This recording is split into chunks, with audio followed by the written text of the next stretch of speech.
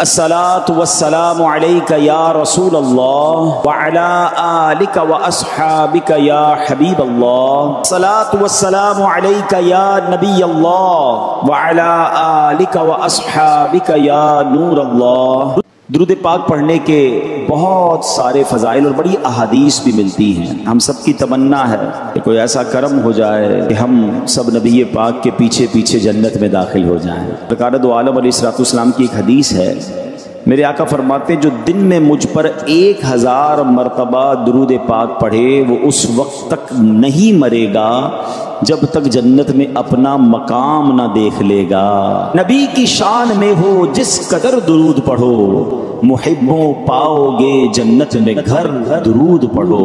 صلو علی الحبیب صلی اللہ تعالی علی محمد صلی اللہ علیہ وسلم۔ قرآن مجید فرقان حمید کی آیت سنیے، وَمِنَ اللَّيْلِ فَتَحَجَّدْ بِهِ نَافِلَةً لَكَ عَسَىٰ أَن يَبْعَثَكَ رَبُّكَ مَقَامًا مَحْمُودًا۔ ترجمہ کنز الایمان، اور رات کے کچھ حصے میں تہجد ادا کرو، اور رات کے کچھ حصے میں تہجد کرو، یہ خاص تمہارے لیے زیادہ ہے، قریب ہے کہ تمہیں تمہارا رب ایسی جگہ کھڑا کرے جہاں سب تمہاری حمد کریں۔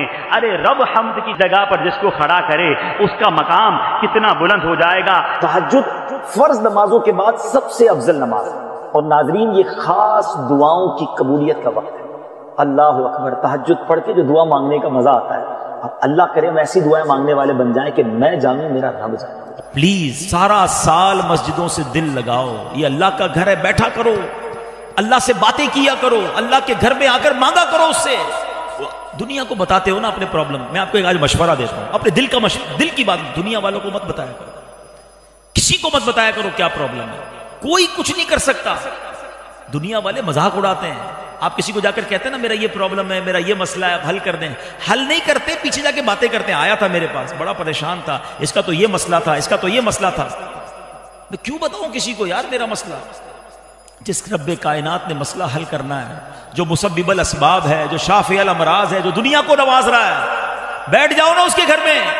آ گیا ہوں یا اللہ تیرے گھر میں، پریشان ہوں، تھک گیا ہوں مولا، دنیا بھر کے دھکے کھا لیے، مسئلہ حل نہیں ہوا، کریم اب تیرے گھر میں آ کر بیٹھ گیا ہوں، اور تو میری ماں سے زیادہ مجھے چاہنے والا ہے، اے اللہ بس میری جھولی بھر دے۔ باتیں کرو اللہ سے، دل کی باتیں کرو۔ بیمار کا در کو اپنی رحمت کا دروازہ بند نہیں فرماتا، اور رمضان میں ارے راتوں میں رحمت کا ندا دینے والا فرشتہ ندا دیتا ہے کوئی مانگنے والا کہ اس کو عطا کیا جائے، ہے کوئی توبہ کرنے والا اس کی توبہ قبول کی جائے، ہے کوئی مغفرت کا سوالی اس کا سوال پورا کیا جائے۔ تہجد کے فضائل میرے آقا کیا خوب فرماتے ہیں، چنانچہ سید المبلغین رحمت للعالمین صلی اللہ تعالی علیہ وسلم نے فرمایا، بے شک جنت میں کچھ ایسے محلات ہیں جن میں آر پار نظر آتا ہے، ایسے محل ہیں آر پار نظر آتا ہے۔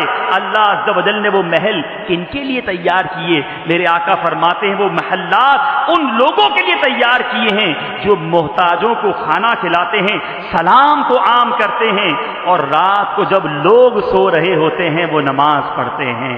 تو اے میرے پیارے اسلام میں 3 عادتیں یاد کر لیجئے میرے پیارے اسلامی بھائیوں، قیامت کا دن ہوگا، حدیث پاک سنا رہا ہوں، الترغیب و ترہیب میں ہے، قیامت کے دن جب لوگ ایک جگہ اکٹھے ہوں گے، ایک منادی ندا کرے گا، کہاں ہے وہ لوگ جن کے پہلو بستروں سے جدا رہتے ہیں؟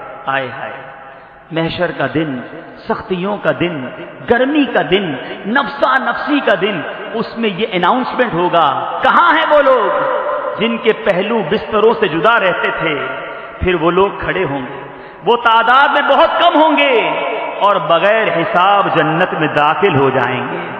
پھر تمام لوگوں کا حساب شروع ہوگا۔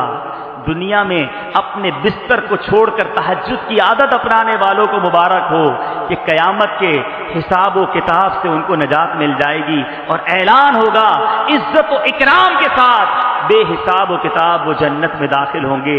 اللہ تبارک و تعالی ہمیں بھی بے حساب و کتاب جنت میں داخلہ عطا فرمائے۔ ایک آخری حدیث، اپنے گھر والوں کے ساتھ ہمارا کیا معمول ہونا چاہیے نماز کے لیے اٹھانے کا، تہجد کے لیے اٹھانے کا۔ آج بچہ اسکول نہیں جاتا، بڑا غصہ آتا ہے، صبح پوچھتے ہیں اسکول کیوں نہیں گئے؟ کبھی یہ ہمیں गुस्सा आया, हमने कुछ बच्चे की सरजनिश की, घर वालों को पूछा कि आपने फजर नहीं पढ़ी। हम खुद फजर के लिए वक्त पे उठते हैं कि नहीं उठते? अल्लाह अकबर। एक मर्द और एक औरत, शौहर और बीवी का राबता, ताल्लुक नमाज के हवाले से कैसा होना चाहिए। मैंने एक हदीस पाक पढ़ी, मैंने सोचा कि आपसे शेयर करता हूं और गौर से सुनिए। बिल्खुसूस जो शादीशुदा हैं, ऐसा मोहब्बत भरे घराने का खाका मेरे आका अलैहिस्सलातु वस्सलाम ने पेश किया। मेरे आका अलैहिस्सलातु वस्सलाम ने फरमाया, जो रात को बेदार होकर अपनी अहलिया को जगाए और फिर वो दोनों 2 रकातें अदा करें तो उनका शुमार कसरत के साथ अल्लाह अज़्ज़ा वजल का जिक्र करने वालों में होगा। हज़रत सैयदना अबू हुरैरा रज़ी अल्लाह तआला अन्हु से रिवायत है, मेरे आका अलैहिस्सलातु वस्सलाम ने फरमाया, अल्लाह अज़्ज़ा वजल उस पर रहम फरमाए जो रात को बेदार होकर नमाज पढ़ता है और अपनी ज़ौजा को नमाज के लिए जगाता है और वो नहीं उठते ना घर वाले, अगर वो नहीं उठती तो उसके चेहरे पर पानी छिड़कता है। और अल्लाह अज़्ज़ा वजल उस औरत पर रहम फरमाए जो अपने शोहर को नमाज के लिए रात को जगाती है, वो नहीं उठता, वो शोहर के आंखों पर, शोहर के चेहरे पर पानी छिड़कती है। अल्लाह ताला उन दोनों पर रहम फरमाए।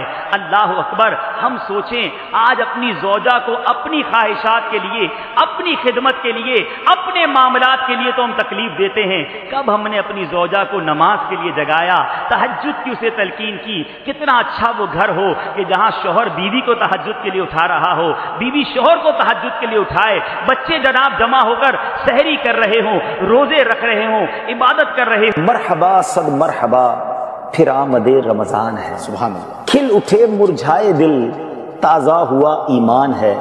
या खुदा हम आसियों पर ये बड़ा एहसान है, जिंदगी में फिर अता हमको किया रमजान है।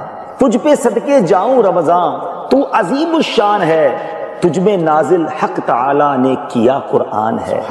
हर घड़ी रहमत भरी है, हर तरफ है बरकतें, माह रमजान रहमतों और बरकतों की कान है। सुभान अल्लाह। अब जरा देखिए कि रमजान आता है तो मस्जिदों में कैसी रौनक आ जाती है। शायर लिखते हैं, कम हुआ जोरे गुना और मस्जिदें आबाद हैं, माह रमजान मुबारक का ही ये फैजान है। दो जहां की नेमतें मिलती हैं रोजादार को, जो नहीं रखता है रोजा वो बड़ा नादान है। या इलाही तू मदीने में कभी रमजान दिखा, मुद्दतों से दिल में ये अत्तार के अरमान है। तो अल्हम्दुलिल्लाह रमजान यकीन करें जितने दुनिया के मुसलमान, नॉट आई एम ओनली, जितने आशिकान रसूल all around the world, they are waiting for that month. वो इंतजार कर रहे होते हैं कि कब रमजान आए और एक रौनक सी आ जाती है, एक जॉयफुल माहौल हो जाता है। हर बंदा आप देखिए पोलाइट हो जाता है, हम्बलनेस आ जाती है, टोटल रूटीन चेंज होती है और अल्लाह से कनेक्शन कितना बढ़ जाता है। सुभान अल्लाह, सुभान अल्लाह। एक मर्तबा फिर माहे गुफरान, नुज़ूल कुरान, रब के मेहमान माहे रमजान की आमद है।